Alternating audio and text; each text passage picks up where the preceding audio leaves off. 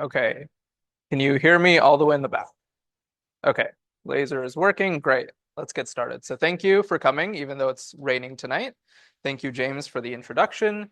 If you haven't been to one of these before, welcome to AstroTours. If you've been here before, welcome back.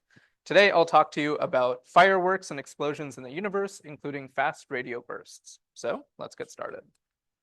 So I study things called transients. Transients are essentially short-lived events that release a large amount of energy. By short-lived, I mean fractions of a second to years long. Basically anything that changes over the time span of a human life. And by energy, astronomers think in terms of joules. If that's not intuitive to you, feel free to think about 1 ton of TNT. If you blew that up, you would release 1 billion joules of energy. Okay, so let's start close to home with lightning. So right here on Earth, Earth produces some very energetic events. Lightning is a discharge of electricity either between two clouds or between a cloud and the ground. It lasts only about half of a second, but in that half of a second, it releases about 1 ton of TNT, or about 1 billion joules of energy. But Earth has more to offer than just lightning. So if we think about really explosive things on Earth, you might think about this. Now, this volcano in particular is Mount Tambora, which is in Indonesia. And in 1815, this volcano erupted in one of the most powerful volcanic eruptions in recorded history. It lasted only a few days or weeks, where it released all of its energy in the form of lava, rocks, it heated the atmosphere and the ground, and in total, it released about 10 billion tons of TNT, or 10 to the 20 joules of energy. But this isn't the most energetic thing to happen to Earth. To look at that, we have to go a little bit back in time, when the Earth looked something like this. And if we zoom into the surface, you might see these guys. So these are dinosaurs, and unfortunately for them, but maybe fortunately for us, an asteroid hit Earth. And so that asteroid was 66 million years ago. It was 10 kilometers wide. It was traveling at 72,000 kilometers an hour. And when it hit Earth, it caused an extinction level event. The impact only lasted a few minutes to hours, but in that short period of time, it released a whopping 10 billion tons of TNT, or 10 to the 25 joules of energy. But Earth isn't as energetic as other things in our solar system. To look for that, let's go to the sun. Now, the sun isn't just a constant ball of light. It actually has a lot of changes and a lot of energetic explosions as well. One of the things that the sun does is produce these coronal mass ejections. Now, these ejections release about 2 million tons of plasma from the surface of the Earth out into the solar system. The ejections only take a few seconds total, but they release essentially the same amount of energy as the asteroid hitting Earth. So 10 billion tons of TNT, or 10 to the 25 joules. Here's a video showing you what these coronal mass ejections look like. So this is a telescope pointed at the sun, and this is taken over the course of about a day or two. And you can see there's these loops that form on the surface of the sun. They grow, they gain energy, eventually they're ejected out into the solar system, and that last one that you just saw was actually pointed towards Earth. I'm going to spend a little bit of time explaining how coronal mass ejections happen because it involves magnetic fields, which will be important because they're essentially the universe's particle accelerator. So if you have a magnetic field and it's pointed sort of towards the top right of the screen, if I throw a charged particle at it, let's say an electron, for example, that electron is going to spiral along the magnetic field and travel in that direction towards the top right. Because we're accelerating that electron, we're putting energy into it, and therefore it's going to emit light with that same energy. And so essentially when you have magnetic fields in the universe, if they're really, really strong, you can start to accelerate particles close to the speed of light, and that releases a ton of energy in the form of light. So with the sun, you have a really strong magnetic field. It gets all twisted up, and it forms these loops. So it gets tangled up, and you can see a big loop and a tiny little loop down there. So it starts off like the small one, and then it builds, it gains more and more energy, it takes more and more plasma from the surface. It gets bigger and expands, and at some point it gets too big to stay on the sun's surface, and it gets ejected out into the solar system. Sometimes those are pointed towards Earth, which generally is not a good thing because it has a ton of charged particles that can destroy our atmosphere. Luckily for us, Earth also has a magnetic field, so it deflects a lot of these charged particles from these coronal mass ejections, protecting our atmosphere and sustaining life on the planet. But you also get some particles that travel down through the magnetic field towards the north and south pole of the Earth. This is what makes the aurora. The aurora is essentially charged particles coming from the sun. They travel down Earth's magnetic field to the poles.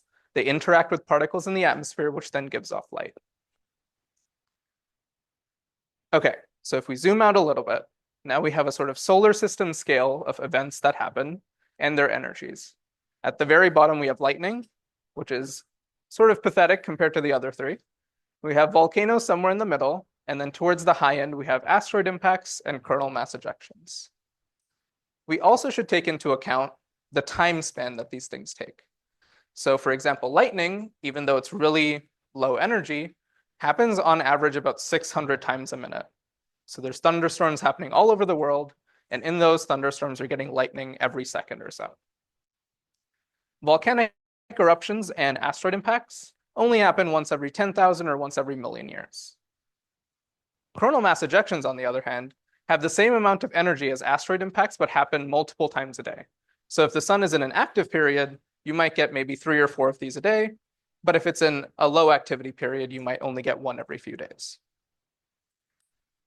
But the universe has a lot more energy than what's in our solar system. So let's take another step back and look at Rigel. Rigel's another star in our Milky Way galaxy. It's about 20 times as massive as the sun and about 70 times as big. Stars that are the size of Rigel end their lives in a really massive explosion called a supernova. And these are some of the most energetic events that we know of in the universe. So a supernova happens when a star that's about 10 or 20 times as big as the sun ends its life. It happens roughly only 1 or 2 times per century in our Milky Way galaxy. The last recorded time that we've seen this is in the year 1604, and so we're sort of overdue to have one happen. And depending on how far away from us it is, it can last anywhere between weeks and months. It releases a total of 10 to the 25 billions of tons of TNT, or 10 to the 44 joules. Now, to give you some context for exactly how bright these things are, here's a before and after image of a galaxy that hosted a supernova. And so here on the left, you can see in the red circle, there isn't really anything there. There's a few stars, maybe some gas and dust, but nothing really particular to note. Here is the after image, and you can see a blue dot has appeared. That's the supernova. And for a few days, that supernova is the brightest thing in that galaxy. It outshines the entire galaxy for a short period of time. Okay, now we've sort of broken our scale now that we've left the solar system. All of the things that I talked about earlier pale in comparison to the supernova. But what's the stuff in between? So you might think, okay, a star has died, it's released all of its energy, there's nothing left to give. But that's not quite true. If you look here, if I zoom into the center of the supernova remnant, you can see there's something driving what looks like ripples in the water. It's not really water, but it is ripples, and it's this thing in the center that's still pushing out energy into its environment. That thing is a neutron star. A neutron star is essentially an extremely compact core that's left over after the death of a massive star. It weighs about 1.4 times the mass of the sun, but it's only 20 kilometers across. So in this sort of artist impression, don't worry, this isn't real. This is New York City and what a neutron star would look like next to it. And so it's just jam-packed of mass, and it's ready to release that mass in the form of energy at any possible moment. To give you some context on how dense this actually is, if I took a teaspoon of matter off the surface of a neutron star, it would weigh about 1,500 Great Pyramids stacked on top of each other. Now, the youngest, the most energetic, and the most massive of these neutron stars are called magnetars. They get this name because they are also the most magnetized objects that we know of in the universe. And their magnetic fields are about 10 to the 14 times stronger than we have here on Earth.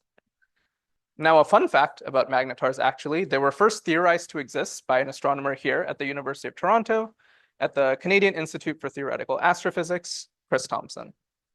So magnetars actually have a deep connection to Toronto. Now, like I said, Magnetic fields are the universe's particle accelerator. So how can we get this magnetar to release a bunch of energy? Well, you can see that magnetars, similar to the Earth, actually have earthquakes, or in the case of a magnetar, a starquake.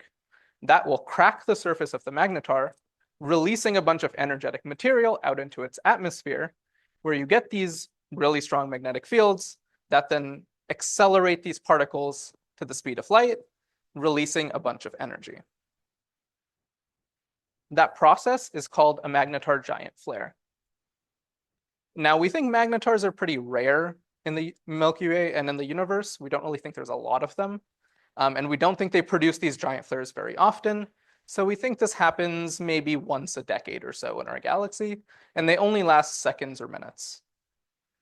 But in that short period of time, they're releasing 10 to the 21 billions of tons of TNT, or 10 to the 40 joules of energy. And this actually did happen semi-recently. So in December 27th, 2004, there was a magnetar about 40,000 light years from Earth that had one of these giant flares that we could see from Earth. This is sort of what it looked like. Here on the x-axis is the time since the burst. So basically the 0 point is when the burst happened. And then here is the brightness. Now this is actually data taken from a solar observatory. So this thing was pointed at the sun. And when it's looking at the sun, the brightness level is about a 10 or so. It wasn't even looking at the giant flare that happened. It was looking towards the sun. The giant flare happened somewhere off to the side, and it was so powerful, it overwrote everything on this telescope. And so you could see that it went all the way up to 10 or 20,000 at the very brightest. In fact, it was the brightest thing that we've seen from Earth that happened since the supernova in 1604. It was so bright, in fact, that for that short period of time up here where it hits 10 to 20,000, for those few seconds, it was brighter than the moon in the night sky. And it was so energetic that it actually really worried astronomers because it changed the composition of our atmosphere for a short period of time. And so astronomers got really worried because that atmosphere is the thing protecting life on Earth. And so they did a bunch of calculations to figure out how far away would this thing have to be to essentially wipe out life on our planet. And the answer comes out to about 10 light years, so we're safe. This thing is 40 light years away.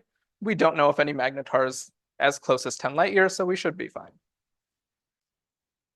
Okay, so now if we put the magnetar up there, you can see it's not quite as energetic as the supernova, but it's still way more energetic than anything in the solar system. But what I wanted to talk to you about today is fast radio bursts. Now these fall somewhere sort of in between. They're still more energetic than things in our solar system, but not quite as energetic as these magnetar giant flares and supernova. Let's start with the name. So a fast radio burst, or an FRB, the part that is fast is because it only lasts micro or milliseconds long. So it's fractions of a fraction of a fraction of a second. Radio, because we see it in radio light. So if you think of the electromagnetic spectrum, it's the light all the way on the left that has wavelengths as big as me or you or the size of this room. And so we need really big radio telescopes to detect this type of light. And burst, because it releases a large amount of energy. It releases 10 to the 13 billion tons of TNT, or 10 to the 33 joules of energy. Okay, so to give you a little history of fast radio bursts, we have to start in the year 2007 in the southern hemisphere. Now, if you're in the southern hemisphere and you look up at the sky, you might see these two blue blobs of light. These are two galaxies. This is the large and the small Magellanic Cloud. There are two smaller galaxies that orbit the Milky Way. And in 2007, there was a group of radio astronomers looking at the small Magellanic Cloud, so the small one up here, and trying to find neutron stars in it. Instead, what they ended up finding was a bright burst that happened just south of that small Magellanic Cloud. And it looks something like this in their data. So it only lasted a couple of milliseconds, but it was really, really bright. And what they were seeing was actually not from the small Magellanic Cloud. Actually, it was from a galaxy billions and billions of light years behind the Magellanic Cloud from a completely different galaxy. And this was the first fast radio burst. They detected it by accident. Since then, astronomers have found a lot more. And now we predict that there are about hundreds or thousands of fast radio bursts that happen across the sky every single day. So since I've started speaking, there's probably been a dozen or 2 dozen FRBs that have gone off in the sky. Okay, so there's a lot of these. We should be able to find them. We have tons of radio telescopes. Let's go look for them. So we have radio telescopes all over the world that cost tons of money. They're great. They do a lot of science. Let's use them to study fast radio bursts. But there's a problem, which is that the people that built these telescopes are a little too smart. These telescopes are built to take pictures of the sky. That's what astronomers do, right? You take pictures of the sky. Let's say you want to look at a galaxy. What you really want is the highest resolution image possible. To do that, you build a bigger telescope, right? The bigger the telescope, the better the image. But when you take a really high resolution picture of something, you're also narrowing the field of view of that telescope. So if I want to take a really good picture of a galaxy, that means all I can look at is a small circle around that galaxy. I can't see anything else in the sky because I'm pointing my giant telescope at that one object.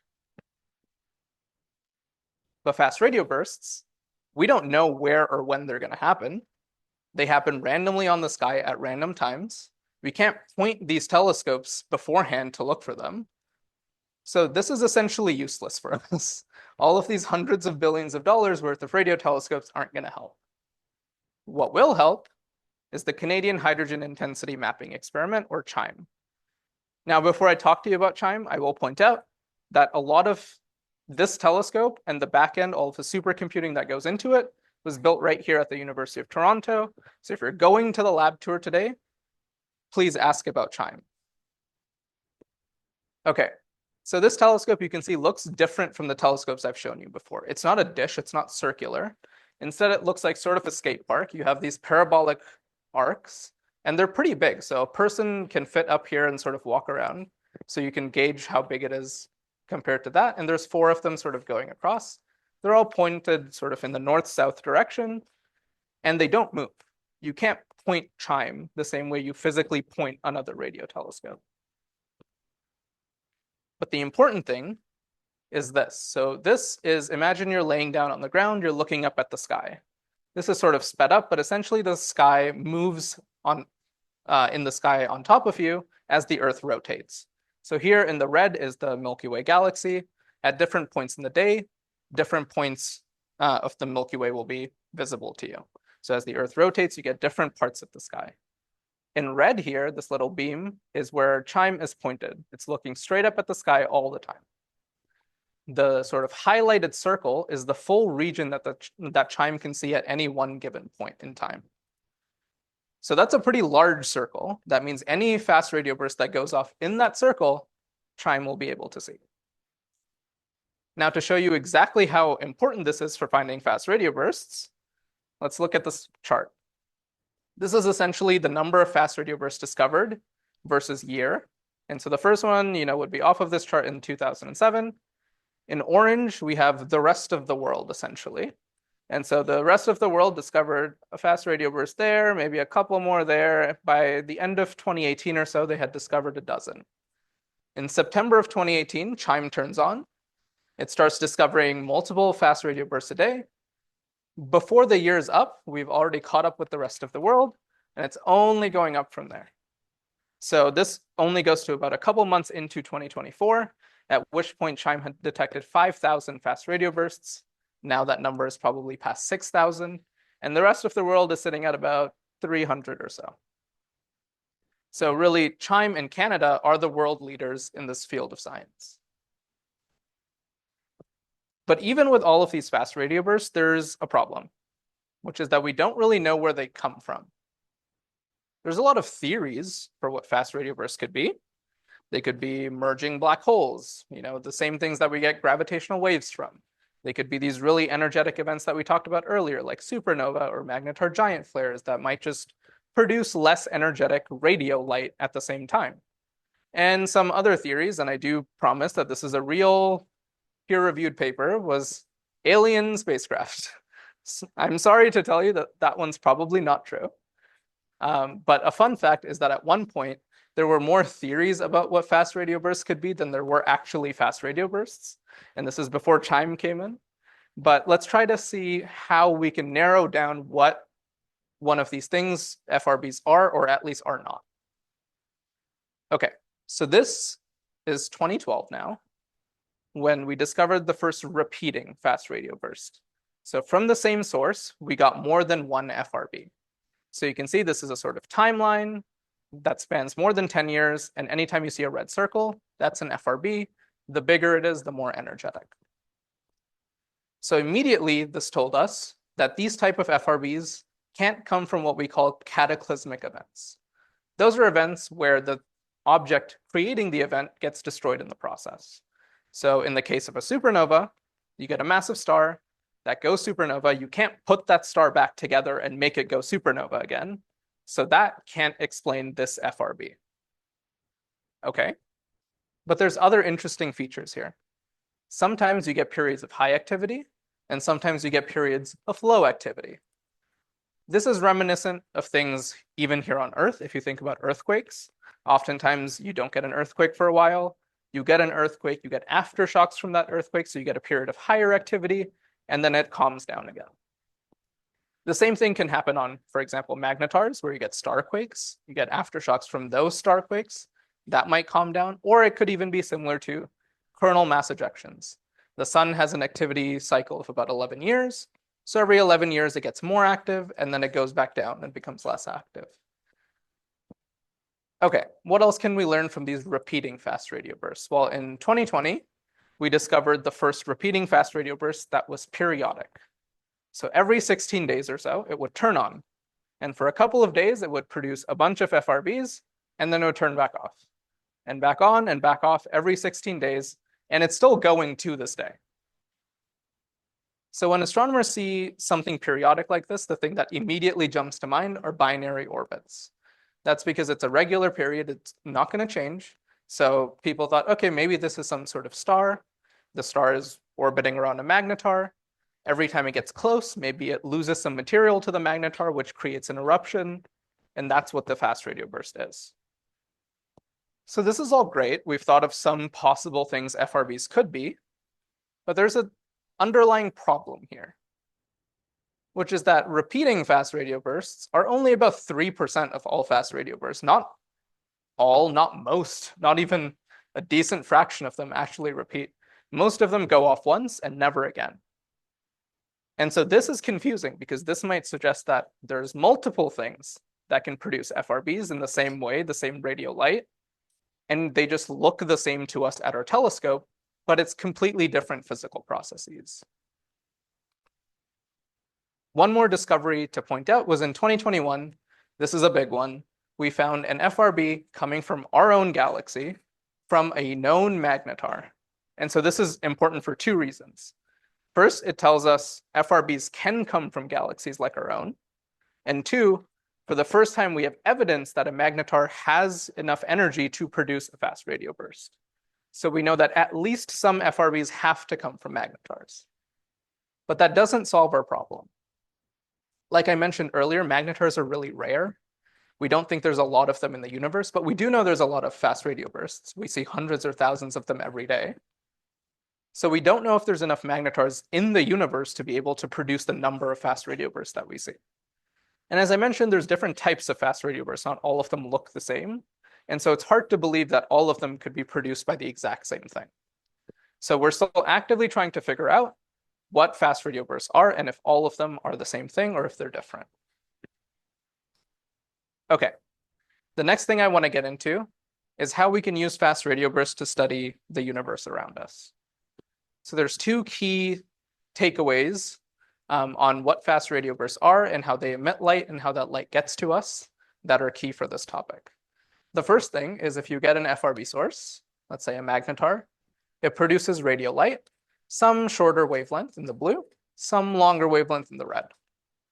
As that light travels to Earth, it'll run into stuff. I've called that stuff plasma. It could be electrons, protons, just gas and dust floating around in space.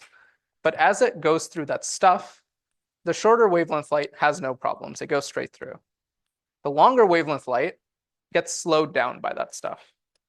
And so depending on how much stuff there is, by the time it gets to our telescope, we measure this delay where the shorter wavelength light comes first, and then the longer wavelength light comes a fraction of a second later. That delay is really important because essentially it lets us measure how much stuff there is between us and between the FRB. And we'll see why that's important in a bit.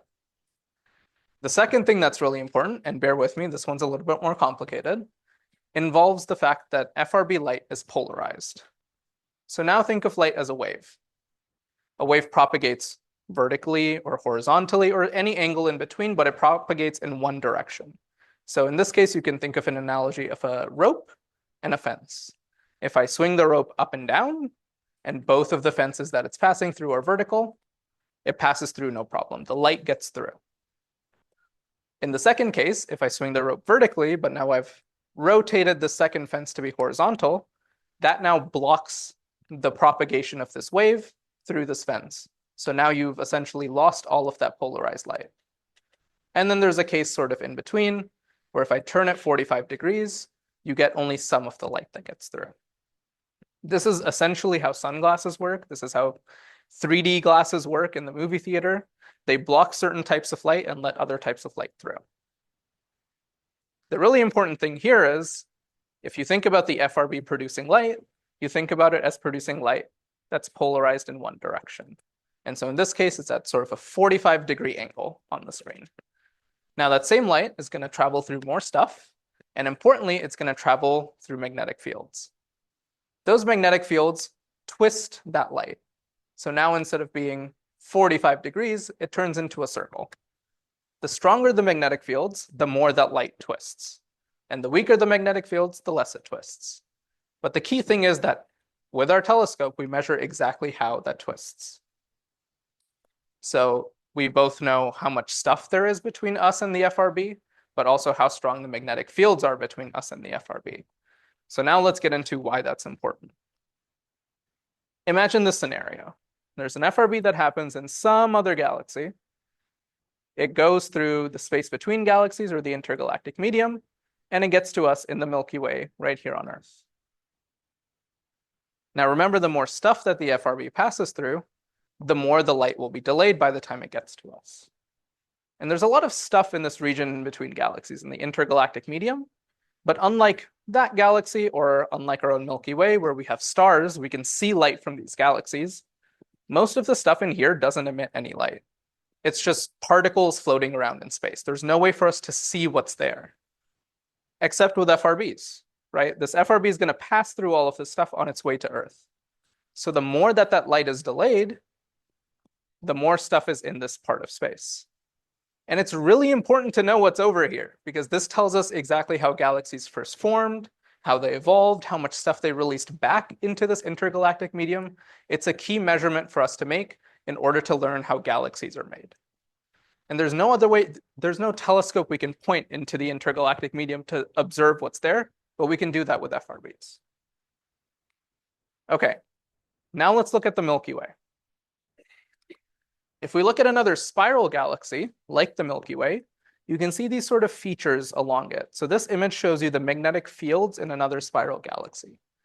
Now these magnetic fields are important. They determine how gas flows in that galaxy, how it gets into the spiral arms, how it gets into those dense parts of the spiral arms, and eventually how it makes stars. But just like the matter out here in the intergalactic medium, we can't point a telescope at a magnetic field and observe it. It's invisible, effectively. But with FRBs, we can measure how strong the magnetic field is. So in this case, we can see that the FRB passes through one spiral arm here in our Milky Way and a bit of the Milky Way's halo before it gets to Earth.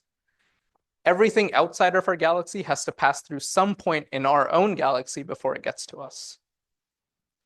So what we can do with that is make a map of the Milky Way's magnetic field. So this is something that I did a couple of years ago. Imagine the Milky Way as it would appear on the sky in 2 dimensions, right? You've got this sort of disk we're looking at the Milky Way edge on. You've got this ball of light, which is the galactic center, and there's some dust on the way. Here are the 2 galaxies that I showed you earlier in the talk, by the way. Now, if you imagine some model of our Milky Way's magnetic field, it might look like this, where there's blue means that the magnetic field is pointed away from us. Red means it's pointed towards us. And how dark each area is tells you how strong the magnetic field is. So this is just a model, a theory of what it might look like. But with FRBs, we can actually make a map of this. So a couple of years ago, I used some simulations to simulate what FRBs would look like if they went through different parts of the Milky Way. I simulated thousands and thousands of them and essentially used those points in order to interpolate a map, which you can see looks very similar to this model of the Milky Way's magnetic field. And now we're working on extending this, now that we have thousands of fast radio bursts, to make a real map of the real Milky Way's magnetic field. Okay, so where are we going next? Well, now really what we're trying to do is have our cake and eat it too. So like I mentioned, CHIME is great because it can observe a lot of fast radio bursts because it sees a large fraction of the sky all at once. But there is a trade-off. So because we're looking at such a large fraction of the sky, anytime we get an FRB, we actually don't really know precisely where it's coming from. It could be coming from anywhere in this big circle. So there's probably dozens or hundreds of galaxies in that circle. We have no idea which one the FRB is coming from. So to counteract that, what we did is build outrigger stations. Essentially, here's CHIME at the Dominion Radio Astrophysical Observatory in Penticton, BC. We've built one outrigger station about 100 kilometers away, one 1,000, and one 3,000 kilometers away. These are essentially smaller versions of CHIME. CHIME, you can see, is these 4 cylinders. These are each 1 cylinder. Effectively, what this lets us do is have a telescope that's thousands of kilometers across. So anytime CHIME says, I see a fast radio burst, we turn all 3 of these stations on. We get a telescope that's thousands of kilometers big, and we can find out where it's coming from. So now instead of this orange circle, we've zoomed into this galaxy, and it's this tiny dot in that galaxy. So now not only do we know the galaxy that the FRB is coming from, we know exactly where in that galaxy it's coming from. We can start to tell, is it coming from within a spiral arm? Is it coming from a specific star? Is it coming from the center of a galaxy where we know there's a supermassive black hole?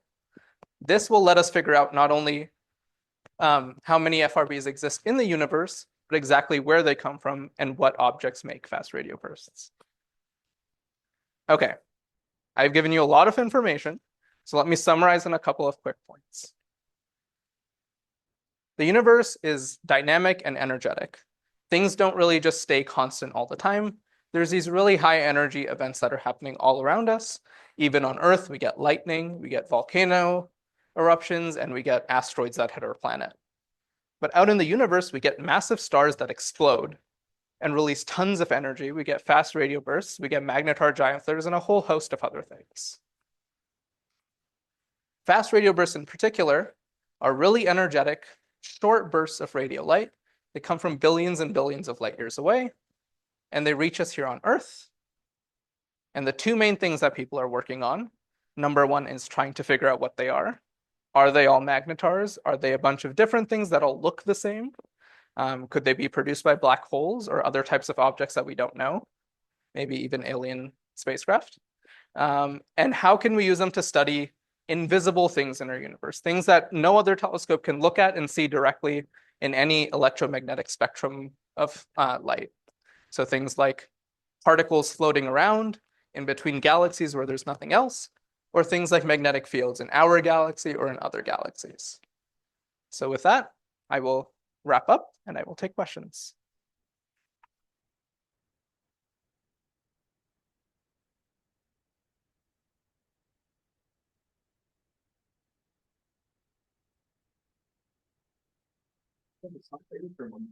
Yeah, we have a good amount of time for questions. Let's start right here.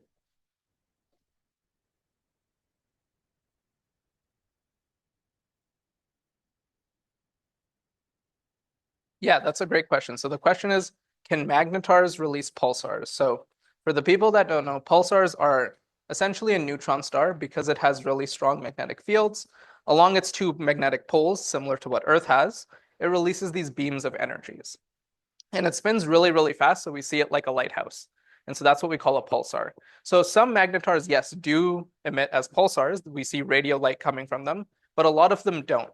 We don't exactly know why that is. Magnetars are weird. They're not like other neutron stars. So we think it might just be that a lower fraction of magnetars emit the same pulsar light than other neutron stars, but some of them do. Yeah.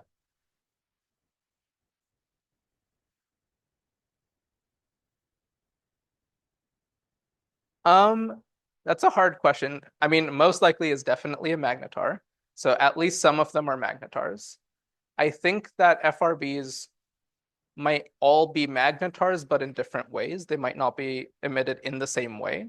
So you can produce a magnetar, like I said, from a starquake, like a giant flare, or maybe you can have some sort of material that's falling onto the magnetar from another star or a different object. And neutron stars are not as magnetized as magnetars, so they have less energy to release. But I think in some extreme scenarios, you can also produce stuff from neutron stars. Like if you throw a bunch of material onto a neutron star, you can get the same levels of energy that you would get from a magnetar. Yeah. Yeah.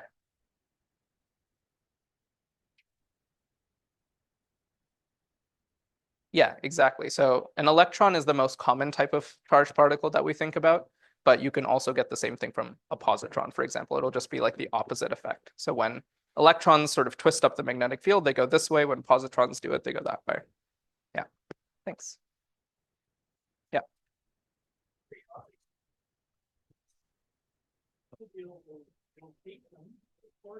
Mhm.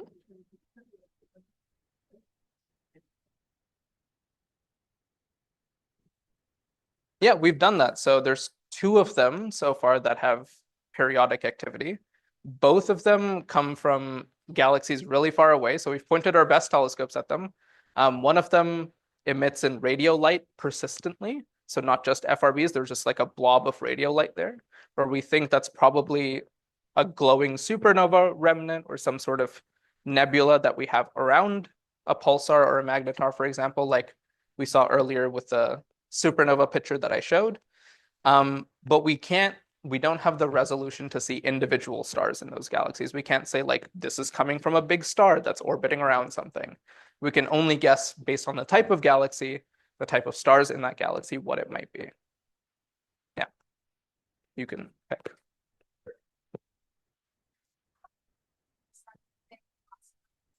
Mhm.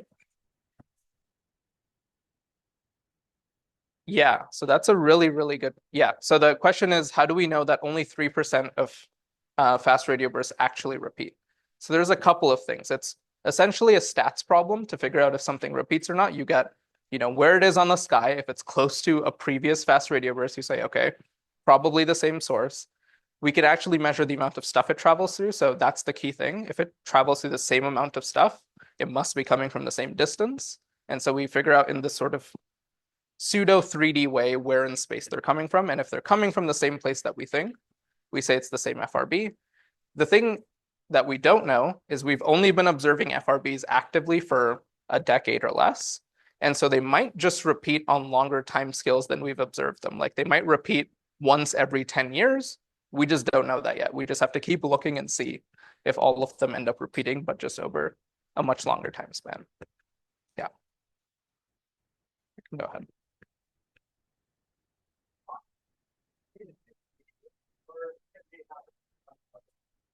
Yeah, so the question is, do FRBs only happen at radio waves or can they happen elsewhere on the electromagnetic spectrum? So we've tried very hard to look in other places on the electromagnetic spectrum, and so far nothing. There isn't really any other light. We know magnetars in our own galaxy, like the one that produced the FRB, does produce other emission in X-rays and at gamma rays, but not at the same time as the FRB. And so we don't really know why that is, but that's one of the key ways we can try to figure out what type of object it is usually magnetars, for example, often release X-rays, but so far we haven't seen X-rays from any FRB.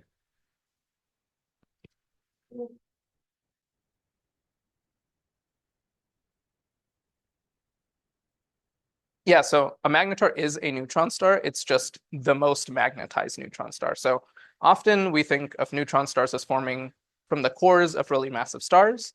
And so when they start off really young, they can start off with some magnetic field strength depending on the type of star that they came from. Magnetars are just the most magnetized versions. And also neutron stars over time sort of slow down and they what we call spin down. Essentially, they start really fast and slow down. Magnetars are the youngest of those neutron stars that haven't slowed down a lot yet. Yeah. Mhm.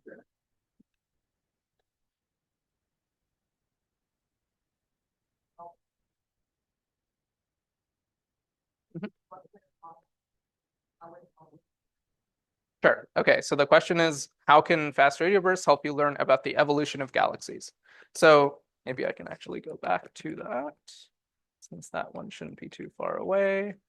So yeah, let's go back to this. So here in the intergalactic medium, let's say you form a galaxy. In a galaxy, you have stars. A lot of those stars are massive. They go supernova. They eject a bunch of their material. Or you might get the center of a galaxy where there's a really massive black hole, eject material out of the galaxy. And so there's a sort of cycle in galaxies where material flows in from this intergalactic medium to help form stars, but then also galaxies release matter in supernovas or this sort of activity from the black hole. By measuring how much stuff is in here, we know how much stuff isn't flowing into the galaxy or is flowing out of the galaxies. So that tells us how fast do galaxies form stars. It tells us how fast do they stop forming stars. At what point do you release all of your material and no more new stars are made? You're not getting any new material from this space into your galaxy to form new stars.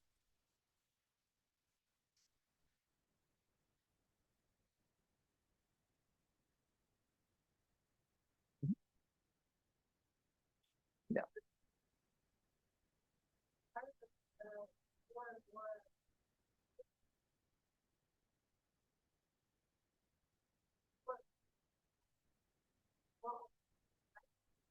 Let me go back to the 2021. This one? Yeah.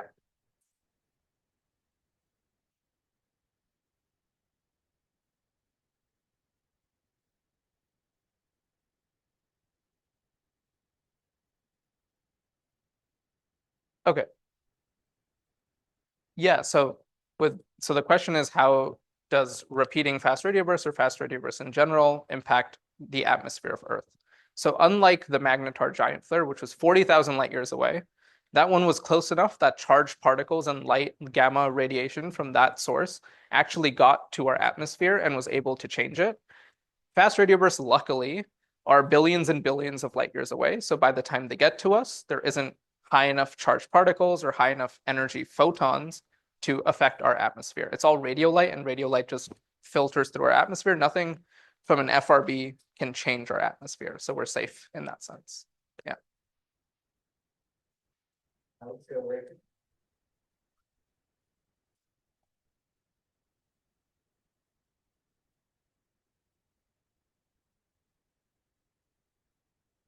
Yeah, so how long are fast radio bursts and what can we tell from how long they are? So they're not all the same length. Some last hundreds of nanoseconds is the shortest that we've seen, and some last a few milliseconds. So that all seems like short, it is, but it's orders of magnitude at those short time scales. What we can tell is the shorter something is, the smaller sized region it has to come from. So if you think about the fact that light travels at a finite speed, if you have something that only lasts a small or a really short period of time, then it has to be coming from a place that's small enough that light could have traveled between 2 points to be emitting that to you. And so if you get something that's hundreds of nanoseconds long, it has to be coming from something that's probably kilometers big, because otherwise light cannot travel from 2 points that are more than, let's say, 100 kilometers apart and get to you as one coherent signal. And so the length of fast radio bursts tells us about the size of the region that has to be making them. Yeah.